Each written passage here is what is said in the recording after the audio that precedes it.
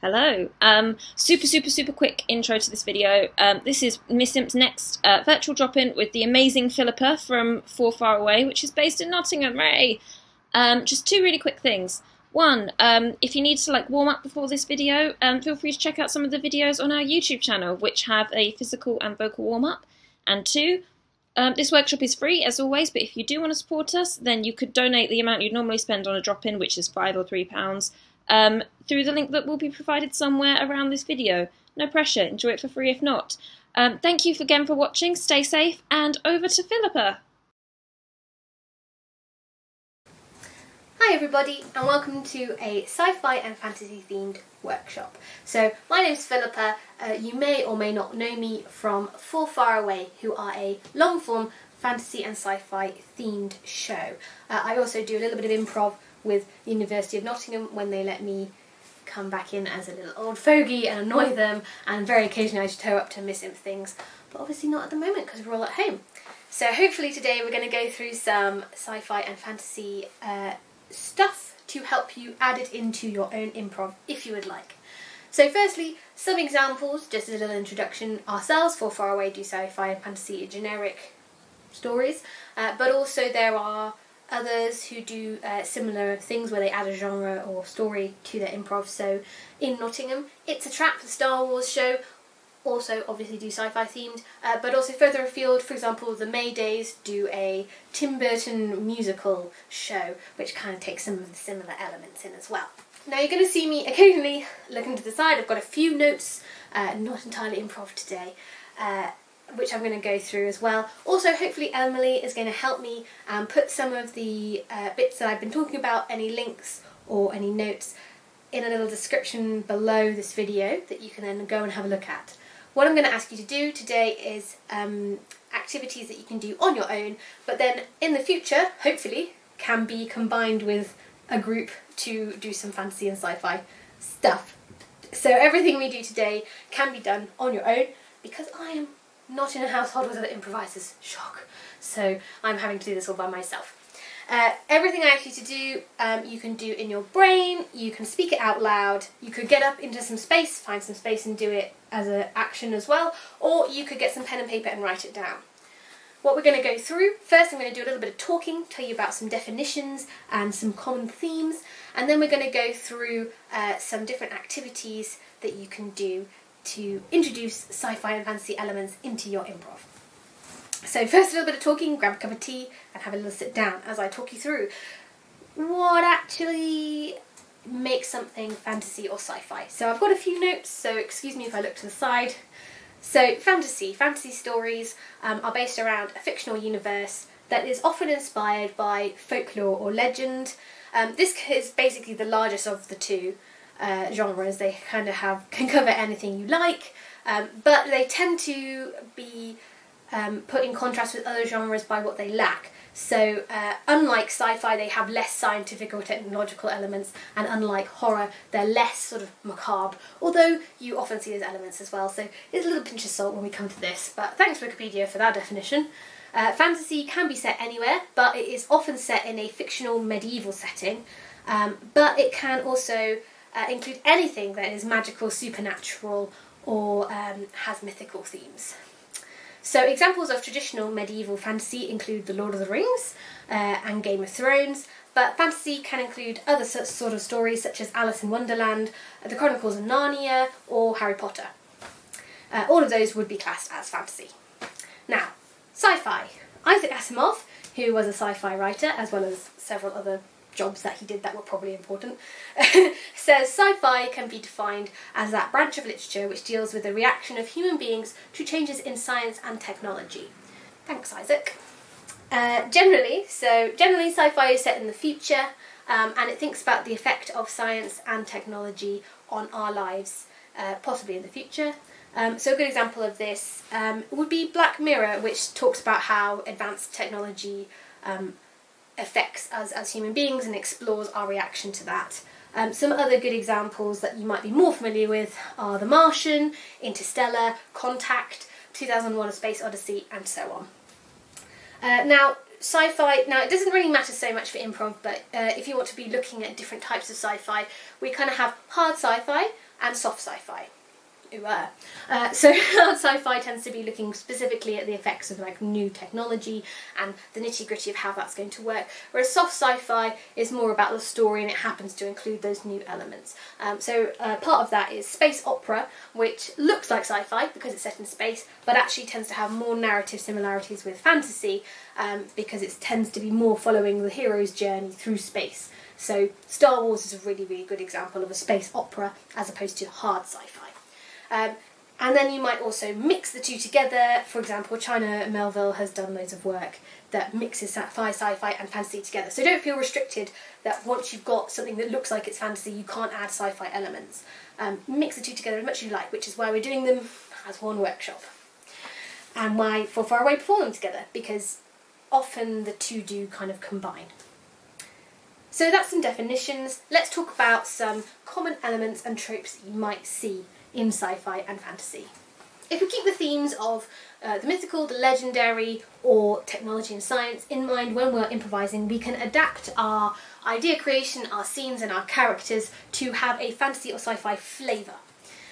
You can do improv that parodies a particular story, but you can also use tropes and elements that are sort of generically common to sci-fi and fantasy to give the impression of the genre without feeling restricted to just one world. So you could do something to do with Star Wars or Harry Potter or Lord of the Rings, but you can also have more generic stuff, and that can be quite helpful if your scene partner is not like me, e.g. a massive nerd, and therefore might not get all of the references that you're making. So if you keep things more general, it allows a bit more sort of freedom to just create something new rather than feeling you have to kind of stick to a lot of conventions of a particular storyline. That's not to say that it's not fun to do those things as well, but that's one of the good reasons to perhaps be more generic. Although it should be noted, if you don't know a reference to something, don't worry, this is improv, just make up what you think it means and hilarity will ensue. So don't panic if that does happen. But that is a reason to perhaps be more generic than specific in this case. We're now going to go through 3 of the most sort of useful factors that might make something feel more fantasy or sci-fi, and those are location, theme and character. That's location, theme and character. So we're going to go through those. For each of those categories, I have a little activity that we can do that we'll do at the end once I've explained a little bit about each one. So, location. So one of the quickest ways to give the feel of fantasy or sci-fi is by choosing a location that is typical of that genre. So changing something from being in your kitchen to being on the Starship Enterprise, we go on sci-fi. Changing it from your kitchen to around a bubbling cauldron pot with loads of witches around you goes to sci-fi. Sci-fi and space opera are often in space, unsurprisingly, or on a spacecraft or another planet, but you might also consider when your scene is set. So sci-fi is often in the future, so you might be on Earth but it's not as you know it. Jim. So think of Wall-E cleaning up all of the rubbish that humanity has left behind, or think of Caesar ruling his clan in Planet of the Apes. They're still on Earth, but it's in the future. Fantasy can have all sorts of different locations, but the generic fantasy medieval period is very common. So if you add in a milord or milady or a little curtsy, or you fight with a sword rather than a gun, that is going to give you a different flavour for your scene. Your world also doesn't need to be Earth, so think about elven forests, dwarven mountain ranges, or the creepy luminescent caverns of the Underdark. Also, don't feel you have to be on the same plane of existence, so we are sort of on the material plane, but you might be in the plane of fire, the plane of earth, the plane of wind. You might be up in heaven or down in hell, or whatever it is your world has called that. You might be up in the clouds on a steampunk zeppelin. You know, it's up to you. Don't feel limited to having to do something similar to the place you're in now. So try pausing the video now and write down or think of 5 locations that pop into your head when you say fantasy or sci-fi. Was that useful? Okay, here's another technique that we can use. Go to me doing a voiceover. So, slightly different view now. Hopefully you can see me okay. What we're going to do now to work on our locations is we're going to use a technique that is often called Invocation. Thanks, Ben McPherson, for reminding me what this was called, because I just do this so much that I forget all of the names for things. So what this does is you take an object or a thing, and then you describe it. It is something, something, something, and then you say you are. So you kind of ascribe sort of meaning and feelings in close relation to yourself with the object. Then thou art, the concept of the object itself. I am, again, it's sort of like a concept at a higher level. And finally, you all repeat as a group if you're in a group. We are the object name.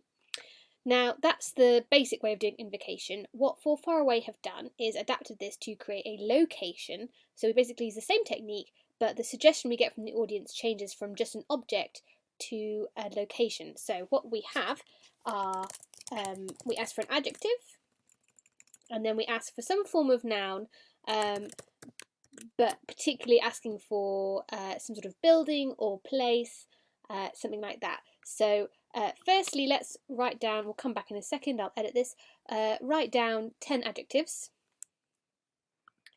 Okay, and once you've written down 10 adjectives now, write down 10 nouns, particularly thinking of location words. So I'm going to put tower, castle, etc, etc. Obviously, if you're doing this by yourself, if you want to have something that is more sci-fi based or more fantasy based, you can choose different things. So spaceship, obviously, will give you something fantasy, whereas lair might be a bit more fantastical. So go write down 10 things and we'll come back. Okay, hopefully you've written down a few things. That's just a good idea creation exercise. Just try and writing down as many things as you can think of that fit in those categories. The reason I'm doing this is just that we can pick one of each, and that will be our starting word. What I'm going to do is I'm going to use my Photoshop here. I'm going to create a little mind map using this technique so you can see how it is done. At home, obviously, you don't actually need to write this down. You could do this out loud, or you could write it down if you're doing this by yourself, obviously, and then it can also be quite a fun way, not just for improv, but also for creating locations for other things. So I also use this technique for D&D, as we have now talked about before.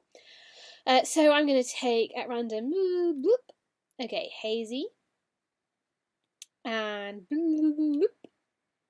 hazy portal. Cool. So then what I like to do, obviously if you were doing this in a group, you would just say that aloud. I don't have a group, so I'm going to have to do this by myself. And then we start with it is, so describing it specifically. So hazy portal. So if you were in a group, you would stand in a circle or a semicircle towards the audience, and you would choose ways to describe this. So let's see. It is purple. You know, easy descriptions. It is covered in lightning. It is cold. It is new. Okay, so that's our first layer of it is. There we go.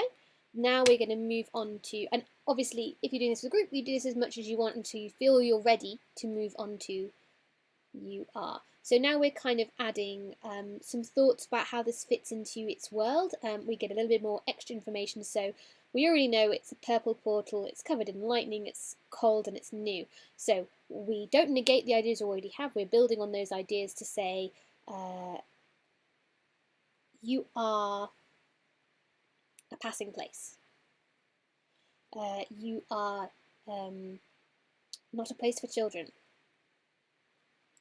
You are a gateway to another world, perhaps, or cosmopolitan. You are a hive of activity. Okay, so those sorts of things are like close-up explanations of what's going on. And then thou art, different people use this in different ways, but thou art can be kind of like, we're zooming out as we're looking at this, so we're still taking all the information we already know, but then we are going further back again. So thou art is sort of stuff to do with like its relation to people. This is when you could start sort of going into character as well, so maybe thinking about how different characters would react to this. So thou art a temptation that I'm not allowed to see, so that relates to that. Thou art a keystone of my community. Thou art a new opportunity. So you can see as I'm doing this, these all still fit with the other stuff we've been talking about, but are also bringing in some interesting ideas. Let's try and think of one more. So thou art connected and distant. So you can have quite interesting concepts that could become all sorts of things. And then finally, we go to I am. So this is like the full concept here. So we kind of had a little bit of that there, but this is when, we'd be like, old father time, or death, or whatever. So let's say I am a new frontier. I am connection at a cost. I am a vector. Oh, too topical. So you're going from basic description up at the top here, which describes the actual object. Then it's stuff to do that happens to the object, descriptive of it, but in relation to its sort of community. Then thou art a little bit more fancy, a bit more far out, maybe thinking about how characters are viewing it. Thinking about how characters can view it. And finally, I am is the sort of like thematic elements that you're going to expect to see in your story. So from that, we then come back together and we say, we are the hazy portal in this case. Cool. So that's one example. Pause the video now and pick another one either from my list or from your list and have a go making your own little mind map, or do this in your head and see what you come up with. So it goes, it is, you are, thou art, I am, we are. And this is really useful for creating worlds quite quickly. Using this technique, particularly in this way, allows all of your scene partners to all kind of buy into the same universe and understand the background of what's going on very quickly, so that you're not trying to work out what's going on as you are performing, which is why it's quite a nice starter. So have a go at that exercise, pause the video, come back, see what you got. So, location done. Now, theme. Obviously, we never know how things are going to pan out when we're doing an improvised story, but there are some common themes in sci-fi and fantasy that we can incorporate and lean into when we're doing a scene, if we see they're there, that can really, again, enhance the feel of it being sci-fi and fantasy. I'm going to say sci-fi and fantasy so much that it has no more meaning by the end of this video. So, as fantasy has developed from myth, legend and folklore, it can be a great genre for long-form improv like we do in Full Far Away, as we follow heroes, heroines and villains on an epic quest. So, now, Dungeons and Dragons. We got there eventually. If you don't know what this is, it is a cooperative role-playing game where you all play as little characters and there's a dungeon master who tells you what you can and can't do, and it's great, and lots of improvisers like it because there's an awful lot of improvising and playing a character. Who'd have thunk it? So if you don't know what that is, I would very much advise checking it out, but it has also some really good examples of fantasy that we can delve into. So, for example, the dungeon master who runs the game needs to present a hook to our characters to explain why they need to go on an adventure. So we could create a hook during our improv by asking someone what quest they need us to go on, and that's the start of our improvised scenes. Similarly, the quest can be big or it can be small, and there might need to be some dire consequences if that quest does not happen. So a small quest might be, oh, you're bored, go and look down that rabbit hole like in Alice in Wonderland, but a big quest could be, destroy the one ring in the fires of Mount Doom. And then if you lean into that and pick out some consequences for not doing it, and perhaps a villain that's trying to stop you, the consequence of that would be, if you don't throw the ring in the fires of Mount Doom, Sauron is going to come back and destroy everything, and also Gollum is going to bite off your finger. Oh no! So, try and factor that in as well when you're doing that. A note on magic. Magic is super cool, and we should definitely try and include it when we can to give a fantasy or sci-fi feel. But don't forget to, one, describe the effects of your magic very clearly and really make sure you're miming to show that you are doing magic, because we don't have CGI and we can't actually do magic. If you're not clear, your scene partner might get a bit confused about what's going on and the audience might not know what is going on. Similarly, don't forget you can place limits on your magic. So it's very cool to be like, I float in the air or I summon water. But if you have a limit, it can actually create a lot of fun games in your scenes. So think of Harry Potter. They can do all sorts of magic, but they need a wand to do it. They need to know the right way to wave their wand, and they need an incantation. If they do one of those things wrong, then they either can't do the magic or it blows up in their face like Seamus Finnegan. So having a limit can actually be really fun and introduce some sort of light fun and comedy in your scene. So for example, maybe you can perform magic, but you've got to be touching your nose every time you do it. Or, sit, stand, lean, you can only do it when you're leaning on something. Or you can only summon Satan from your demonic ritual when you're doing the Macarena. And it could be someone else's, the magician's apprentice in the scene has to work out how to do that ritual properly. Let's talk about some sci-fi themes. So sci-fi, due to asking questions about the effects of science and technology, have slightly different themes, although most of them do overlap. So we tend to see in general stories and in fantasy the idea of man versus man versus creature, or man versus self are very common themes. Sci-fi has those themes, but it also really heavily leans into man versus science or man versus technology. So think of iRobot when, is it Will Smith, has to battle all of the robots and technology, or Black Mirror again. I'm going to use that example a lot. So some common themes that we might want to think about. Firstly, think about the ethics and the effects of future technology on humankind, but think about things like robots, cloning, teleportation, a rise in the monitoring through technology, exploring new planets, or maybe making a new home for humanity in space. These are all really common elements that we see in sci-fi and can be really interesting stories to explore. Again, as with magic, it can be useful to think of the limits and downsides of technology. So, for example, laser guns pew pew, need to be treated like regular guns in that we mine them properly, of course. But also, they might be really, really powerful, but they might take ages to recharge, or they're really expensive, or they only work with one person's fingerprint. Similarly, maybe you can teleport, but there's a 50% chance you might leave part of your body behind and need to hop for the rest of the scene. So putting those limits can actually be really fun. Maybe also you can pimp out the effect to your scene partner and say, I cast a spell at you, or I'm going to curse you, and then they decide what that curse is going to be. Finally, characters. Characterization can really elevate a otherwise quite normal scene to the fantastical. If you're eating your breakfast, talking to another human, that's a pretty normal scene.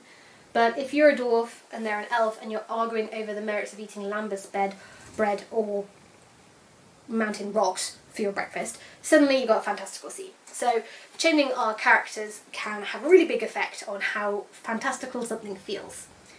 So let's first talk through some general tropes that appear in fantasy and sci-fi and in stories in general. So a note with this also, don't feel that because you are in a medieval setting or in space or something that you need to conform to the gender roles that are often ascribed to these characters. We're past that now. Do whatever you like, really. Also, don't feel you need to always play a human. That can be fun too. I will talk about that in a minute. Some common tropes that you see in fantastical narratives. If you want to join in with me in this, find some space. We're going to go through, I'm going to describe them, and I'm going to do a little bit of movement as well. So if you want to do a little movement, you can get some space. Make sure you've not got things that you're going to bash into. So, common tropes. We have the hero or the heroine, obviously. They are going to be leading the quest and feeling brave and doing what must be done. Also, we might have the sidekick. Mr. Frodo is farthest away from home I've ever been. And Sam then might actually become the hero at the end of the story, because we all know that Sam is the best one. Anyway, mentor. He might be an old wizard who gives you a special something to help you on your quest. Or he might be the king who's going to knight you. Or the queen that asks for your help, but also is going to provide you with all of the money that you need to finance your expedition. You might also have the love interest. Maybe Maid Marian is asking for your help, or Arwen is lying on a bed of leaves. But don't forget, your love interest also can do loads of cool things like Eowyn, who goes and smites some people, so don't feel just because you're a lump of interest that you can't do some cool stuff as well. Also, creatures, don't feel you need to be a human, so you could have a little friendly creature who helps you, or you might have an evil creature who tries to eat you. Similarly, we might want the villain. You could be an evil villain who has lured you into my lair. Or maybe you're a reluctant villain who is only trying to do things for the greater good, don't you know? So those are some common narrative tropes. Feel free to pause the video now and have a little play around, maybe try getting a 30-second timer and going through each of those ones in turn and trying to do a different character and different physicality and a different voice for each of those. So once you've done that, hopefully you had a good time doing that, we can also think about some useful source material for this. So Dungeons & Dragons, again, has a really useful set of races and classes, they call them, for describing different characters, because you've got to make your character in D&D, so they give you all this useful information. So by race, we're talking about, are you a human or are you something else? So you could be a human, or you could be an elf, or you could be a dwarf, or maybe a dragonborn who breathes fire. Or you could be an orc, or a half-orc, or a halfling. Halflings are normally shown like the hobbits, very friendly and sociable, but there's also been loads of different examples of them, like riding dinosaurs and acting and, you know, taking part in major world events. So again, don't feel limited, don't feel you can subvert these. Gnome, maybe you are an inventor and you live in the mountains and you assess gems. Or maybe you're a goblin who wants to eat everything. Or a tiefling whose father imbued in me the spirit of the demon. And now I can cast cool things at you, and my skin is bright red and I have horns. All of those are different races, and there's loads more. Type in D&D races on the internet and you will find all sorts of cool things. My mum recently requested that she wanted to play an elephant. Luckily there is a race for that, the Loxodon, so she gets to now play an elephant in our D&D game. And then class. Class is sort of a mixture of your job, but also just your general characteristics and how you act in D&D, but it's useful for us thinking about different types of characters. So you might have, again, join in if you would like, the barbarian who flies into a giant rage and chops things up. Or we might be the bard who plays a sexy tune to the dragon rather than trying to fight it. Or maybe you are the cleric who just has to heal everybody all the time because they keep dying, and please God, can you please help heal everyone again? Or maybe you're like the druid man who's just like in touch with nature, and like you can just like make flowers grow out of your palm, man, like it's just so cool. Or maybe you're the fighter, slightly generic, maybe not, you wield a giant weapon and chop people's heads off. Or maybe you are the monk who can use his martial arts prowess to attack with only his bare hands. Or maybe you are the paladin who has sworn her sacred oath to whichever god she chooses. It doesn't have to be the god or a god, it can be anyone. To swear vengeance, or to uphold the knightly order, or whatever she wants. Or maybe you are a ranger who sneaks through the forest and has a wolf as a pet and rides it, and it's really cool. Or maybe you are a rogue who is like Ezio in Assassin's Creed, and they stab people in the back and they steal things and can do cool flips, and it's great. Or maybe you're a sorcerer who was born into a magical family and has trained for their whole life to harness the powers of the elements. Or maybe you're a warlock who's also magical but has had to get their magic through signing some sort of pact to get their power. So maybe the dread Lord Cthulhu is constantly whispering on your shoulder that you should always throw people into the ocean so he can eat them. Or maybe you're going to be a wizard who has learned all their power through studying arcana in the old books and wishes to be on a constant quest for knowledge. Pause the video again and pick a race and a class that I mentioned, we'll put them down below, and try and create a monologue for 30 seconds to 1 minute, trying to create a monologue characterising one of these races and classes put together, and see what you come up with. Okay, and now we come to a exercise for character creation, and this is a way that you can practice making characters and creating different people at home on your own, like me. So this is a website called Fantasy Name Generators, fantasynamegenerators.com, and it's a really lovely resource for all sorts of things, but it's really fun to improvise from, just by looking at different names and trying to create a character from them. So if we go over, you can see it's got all sorts of different options for you. So fantasy names, place names are also really useful.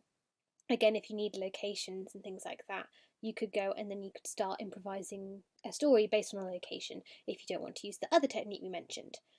But I like to go to fancy names. My favourite one to use is, whoopsie, my favourite one to use is the Bandit name generator because it has the best names.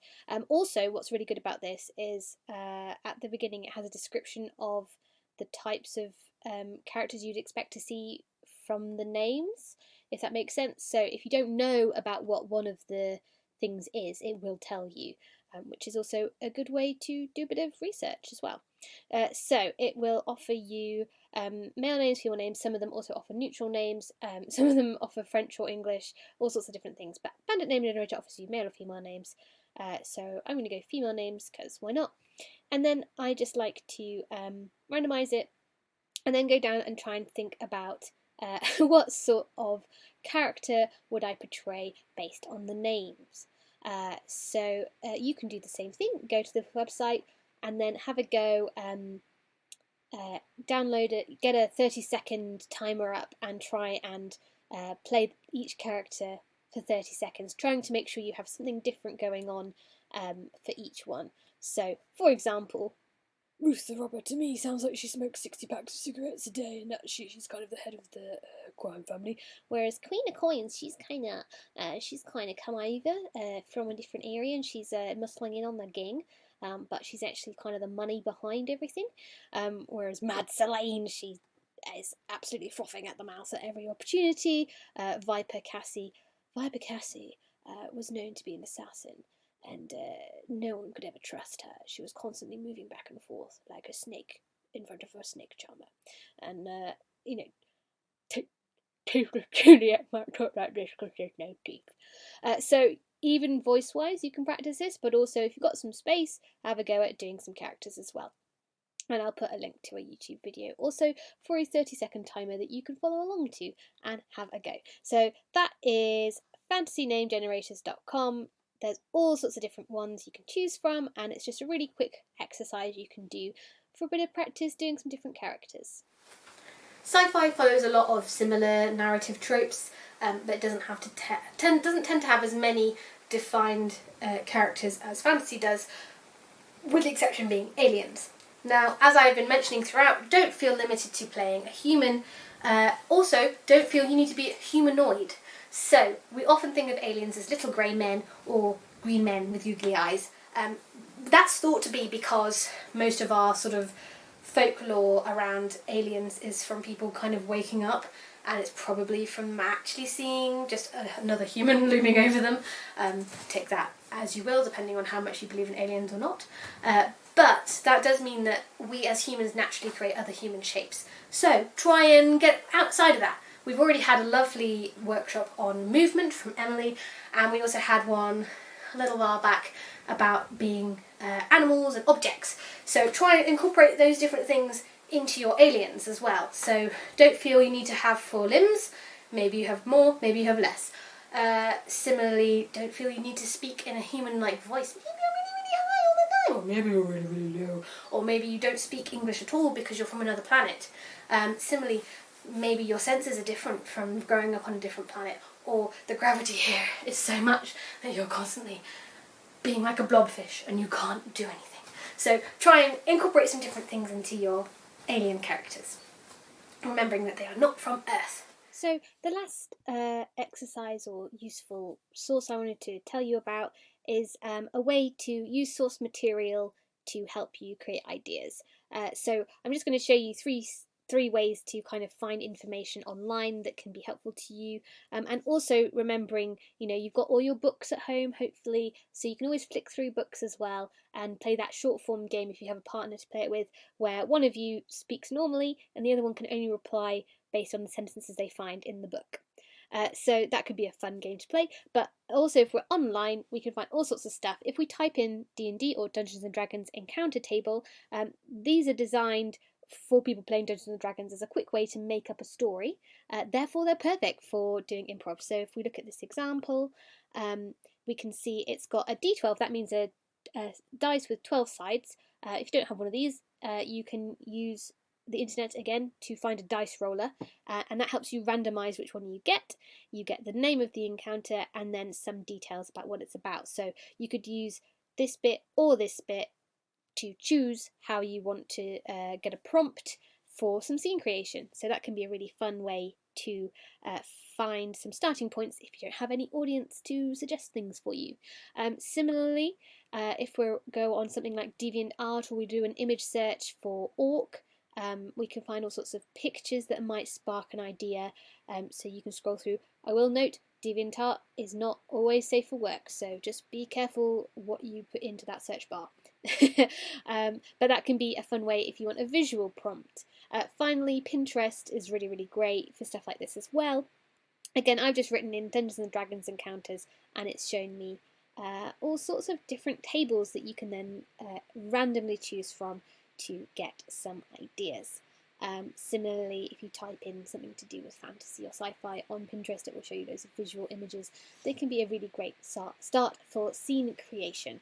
So hopefully those are some sources that are going to be useful for you, that will give you a bit of suggestions when we don't have our audience with us. Okay, hopefully we've gone through some different activities that you've enjoyed and you've found some different ways of incorporating that. I'm just going to finish up with 2 tips and tricks that are helpful to remember, which will be more important once we get back all together into the real world, but are useful now as well. So firstly, clothing. As you can see, I'm wearing a nice plain black t-shirt. It doesn't tell you anything, and therefore it doesn't make the audience come up with an idea based on what I'm wearing as opposed to out of their own brain.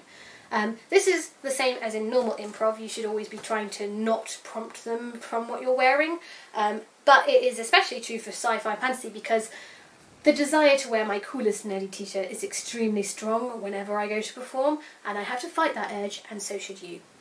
However, I will do a shout out to It's a Trap, the Star Wars improv group, who wear hoodies so that they can be Jedis at a moment's notice. I think that's a really good idea.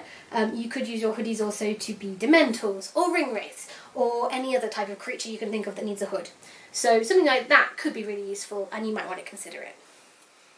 Finally, mime. I mentioned a few times keeping up our mime. It's always important to do this, but it is particularly important if you're doing something like a magical effect or a laser gun, or you are some strange creature with more limbs than normal. It's really important to remember what's going on, otherwise your scene partner will be confused, and so will the audience. So if you have 6 limbs, make sure those 6 limbs stay there throughout the whole scene and don't trip over them.